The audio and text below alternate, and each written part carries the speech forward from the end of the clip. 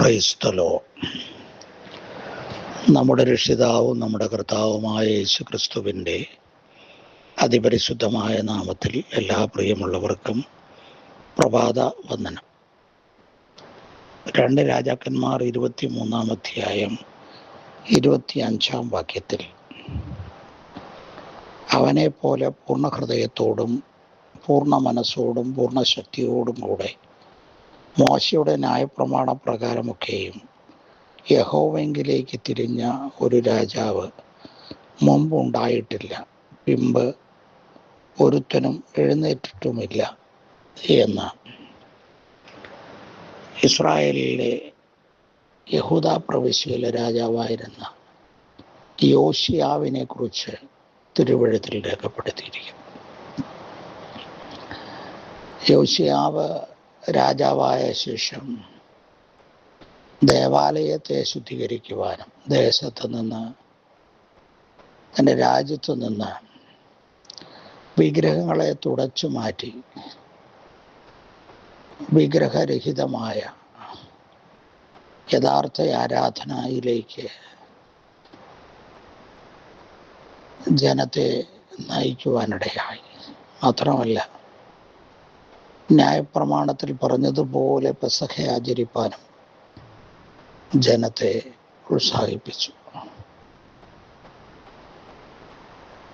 തൻ്റെ പിതാവായ ദാവീദിനെ പോലെ ദൈവത്തിൻ്റെ വഴികളിൽ നടന്ന് ദൈവപ്രിയം അന്വേഷിച്ച് നടന്നതുകൊണ്ടാണ് യോശിയാവിനെ കുറിച്ച് തിരുവെഴുത്തിൽ പറഞ്ഞിട്ടുള്ളത്. യോശിയാവിനെ പോലെ ഒരാൾ മുൻപും ഉണ്ടായിട്ടില്ല, പിൻപും കണ്ടിട്ടില്ല. വ്യത്യസ്തനായി ദൈവത്തെങ്കിലേക്ക് തിരിഞ്ഞ ഒരു രാജാവ്. പ്രിയമുള്ളവരെ, യോശിയാവിനെ കുറിച്ച് മാത്രമല്ല, നമ്മെ കുറിച്ചും അവിധമൊന്ന് സർട്ടിഫൈ ചെയ്യുവാൻ ഇടവന്നിരുന്നെങ്കിൽ, ദൈവത്തെ സേവിക്കുമ്പോൾ പൂർണ്ണ ഹൃദയത്തോടെ, പൂർണ്ണ മനസ്സോടെ, പൂർണ്ണ ശക്തിയോടെ ദൈവത്തെ സേവിക്കുക എന്നുള്ളൊരു പേര് മാത്രമല്ല,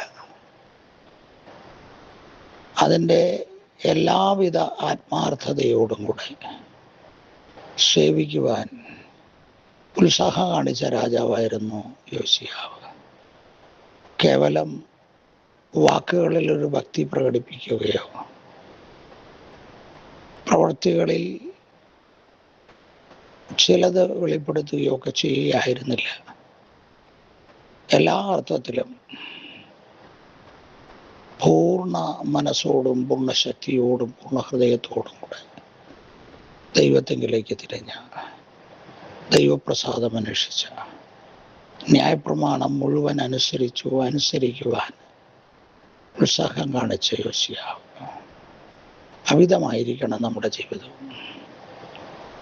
തിരുവെഴുത്ത് ഇപ്രകാരമുള്ള വ്യക്തികളെ കുറിച്ചൊക്കെ രേഖപ്പെടുത്തുമ്പോൾ അതിൻ്റെ പിന്നിലെ ഉദ്ദേശങ്ങളിലൊന്ന്, നമ്മുടെയും ജീവിതത്തിൻ്റെ മേഖലകളിൽ വിവിധമായി ദൈവത്തെങ്കിലേക്ക് തിരിഞ്ഞ്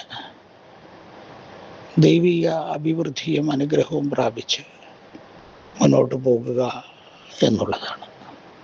ആയതിനായിട്ട് ദൈവത്തിൻ്റെ വലിയ കൃപ നമ്മുടെ ഓരോരുത്തരുടെ മേലും പകരപ്പെടുമാറാകട്ടെ.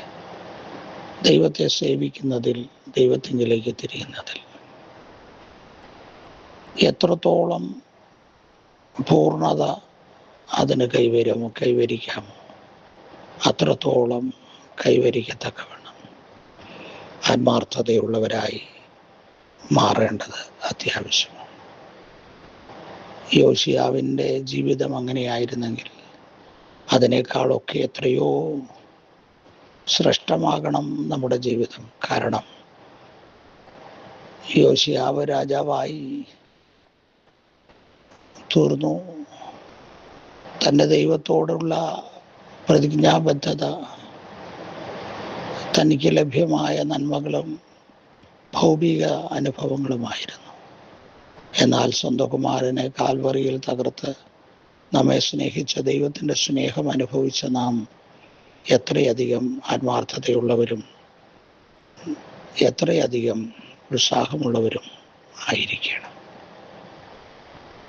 സ്നേഹവാനായ ദൈവമേ, സ്വർഗീയ പിതാവേ, ഈ പ്രഭാതത്തിൽ ഈ സന്ദേശം കേൾക്കുന്ന എല്ലാവരും യോശിയാവ് രാജാവിനെ പോലെ പൂർണ്ണ ഹൃദയത്തോടും പൂർണ്ണ മനസ്സോടും പൂർണ്ണ ശക്തിയോടും കൂടെ അങ്ങയിലേക്ക് തിരിഞ്ഞ് അങ്ങേക്ക് പ്രസാദമായുള്ളത് ചെയ്യാൻ കൃപ നൽകണം.